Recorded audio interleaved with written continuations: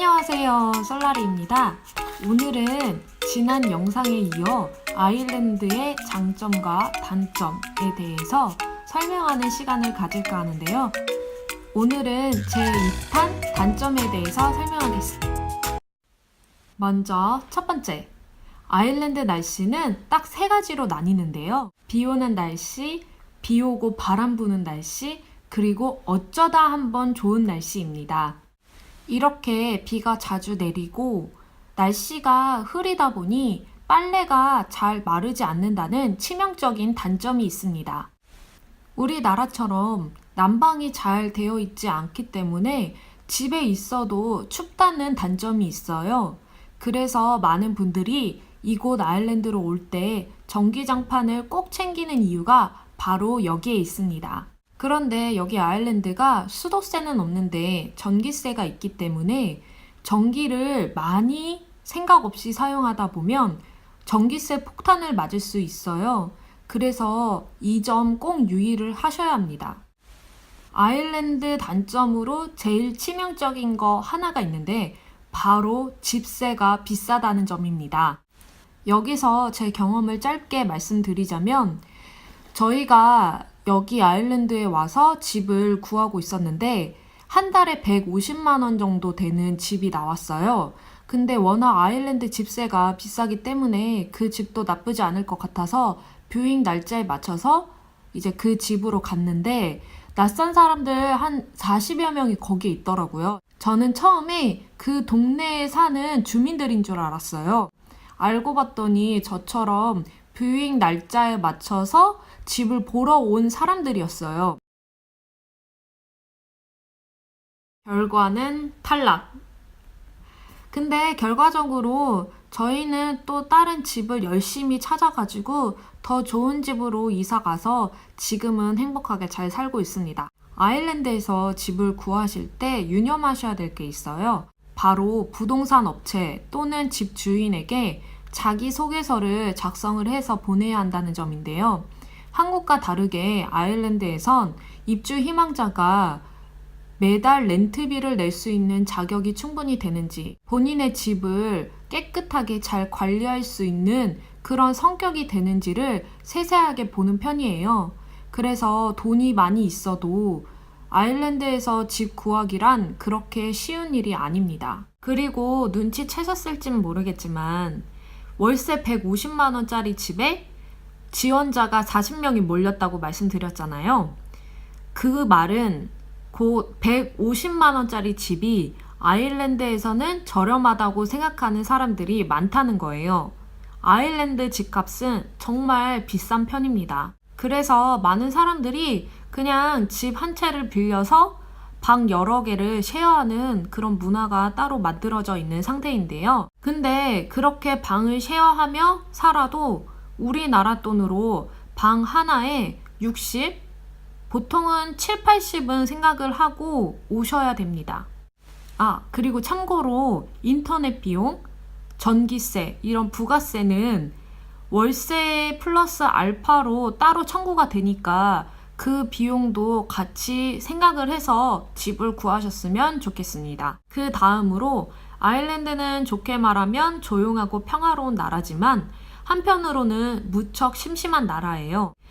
오늘 하루 작정하고 놀래라고 마음 먹고 나와도 막상 갈 곳이 없는 그런 서러운 경험을 할 수 있습니다. 그나마 술을 좋아하시는 분들은 펍이 늦게까지 하기 때문에 거기서 좀 위안을 얻으시면 좋을 것 같아요. 그래서 우스갯소리로 아일랜드에서는 아이리쉬 요가라고 술을 늦게까지 먹는 사람들의 모습을 풍자하는 요런 유머들도 많이 있습니다. 자, 그래서 이곳에 오실 예정이시라면 한국에서 놀고 싶은 거, 먹고 싶은 거 다 신나게 즐기시고 그리고 해탈하는 심정으로 이곳 아일랜드에 오세요. 그 다음으로 여기 사람들이, 한국 사람들은 옷을 잘 입는다고 생각을 할 정도로 아이리시 사람들이 그렇게 패션 감각이 뛰어나지는 않아요. 근데 왜 그럴까를 잘 생각을 해보니까 예쁜 옷과 소품을 파는 가게들이 많지가 않더라고요. 그런데 또 명품샵을 가자니 예쁘긴 하지만 가격이 너무 부담이 되고 또 비가 많이 내리기 때문에 스타일을 내기가 정말 힘들어요. 결국 오래 살다 보면 옷을 정말 못 입는 내 자신을 마주하게 되는 날이 분명히 올 거예요. 그 다음으로 아일랜드의 단점은 교통비가 비싸다는 점입니다. 주로 사람들이 루아스와 버스를 이용하는데 한 번 탈 때마다 2유로 조금 넘는 비용이 발생이 돼요. 근데 우리나라 같은 경우에는 환승 제도가 있잖아요. 여기에서는 환승 개념이 없기 때문에 무턱대고 대중교통을 이용하다 보면 돈이 정말 술술 빠져나가는 그런 신세계를 경험하실 수 있을 거예요. 자, 벌써 8번째입니다. 아일랜드에서는 빠르고 정확한 서비스를 기대하시면 안 됩니다. 제가 최근에 전자레인지를 고장내뜨려서 업체에다가 월요일 점심시간대에 방문 수리를 해줄 수 있냐라고 문의를 했더니 알겠다고 얘기를 했고, 그래서 월요일 점심시간대에 기다렸어요. 근데 아무리 기다려도 오질 않는 거예요. 저녁 6시가 됐는데도 아무 연락도 없고 전화를 해도 받지를 않아서 오늘은 안 오나 보다라고 체념을 했었어요. 그리고 나서 몇 시간 뒤에 연락을 하더니 밤 9시에 갑자기 오겠다고 얘기를 하는 거예요. 그런데 저희 부부는 밤 8시, 8시 반이면 슬슬 잘 준비를 하기 때문에 밤 9시는 조금 어려울 것 같다라고 얘기했더니 그래? 그러면 다음날 아침 9시에 올게 라고 자기가 시간을 정해주더라고요. 그래서 하루가 급하니까 알겠어 라고 하고 일정을 다시 잡고 기다렸어요. 그 다음날 9시가 돼서 기다렸는데 안 오는 거예요. 전화를 해도 또 안 받고 오지도 않고, 그래서 그냥 포기를 했어요. 그로부터 2주 뒤에 왔어요. 근데 뭘 고쳤는 줄 아세요? 환풍구를 고쳤어요. 전자레인지가 아니라. 네, 한국에서처럼 신속하고 정확한 서비스 아일랜드에서 절대 기대하시면 안 됩니다. 저만 겪은 건 아니고요. 제 주위 사람들도 보니까 한 번씩 이런 비슷한 경험을 겪었더라고요. 그래서 이 점 좀 유의하셨으면 좋겠습니다. 자, 9번째. 아일랜드가 섬나라라서 스시를 마음껏 먹을 수 있을 거라고 저는 생각을 하고 여기 왔어요. 그런데 그것은 제 착각이었더라고요. 아일랜드에는 스시 레스토랑이 그렇게 많지 않을 뿐더러 스시가 많이 비싸기도 하고 퀄리티가 그렇게 좋지가 않아서 스시에 대한 기대는 조금 버리고 여기에 오셨으면 좋을 것 같습니다. 다음으로 10번째. 아일랜드는 생각보다 지역적 특색이 그렇게 강한 나라가 아니에요. 예를 들자면 한국에서는 서울, 대구, 대전, 부산 이렇게 단어만 들어도 그 지역에서 유명한 음식, 그리고 사람들 이런 게 좀 생각이 나잖아요. 이미지가 그려지는데 아일랜드에서는 그 어느 지역을 가도 딱히 이미지가 그려지는 그런 지역이 없어요. 제가 현재 더블린에서 살고 있지만 코크와 골웨이 등 다양한 다른 지역도 이미 방문을 해봤는데요.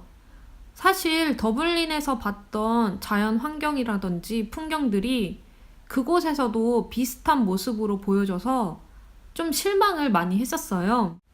그래서 생각보다 지역적 특색이 그리 강하지 않다는 점 유념을 하시고 오셨으면 좋겠습니다. 11번째. 아일랜드에선 학생 신분으로 일을 할 수 있지만 학생이 선택할 수 있는 직업적 폭은 그렇게 크거나 다양하지가 않아요. 보통은 서비스직이 많기 때문에 매장 캐셔, 헬퍼, 스태프 이 정도 선에서 많이들 직업을 선택하고 있고요.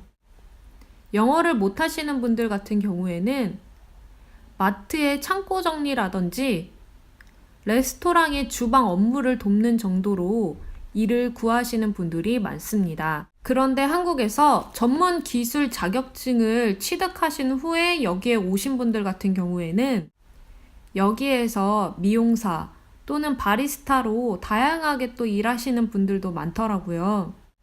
그래서 무턱대고 아일랜드에 오시기보다는 이곳에서 내가 하고 싶은 일과 할 수 있는 일이 무엇인지 먼저 생각을 해 보시고 차근차근 준비하신 후에 오셔도 나쁘지 않을 것 같습니다.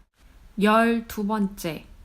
아일랜드에선 예전에 장점 편에서 말씀드렸다시피 물가가 싸기 때문에 많이들 오시는데 먹는 거, 입는 거 이런 거 빼고는 다 비싸다고 보시면 될 것 같아요.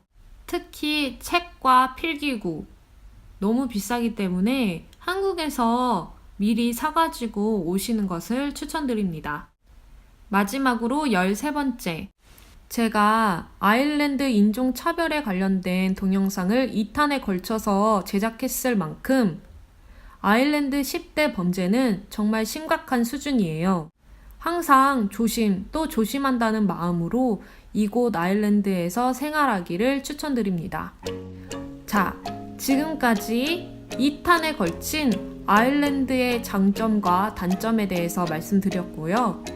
더 궁금한 점이 있다면 언제든지 댓글 또는 메시지를 주시면 제가 아는 범위에서 상세히 알려드릴게요. 오늘도 좋은 하루 보내시고 다음 영상도 기대해주세요. 안녕!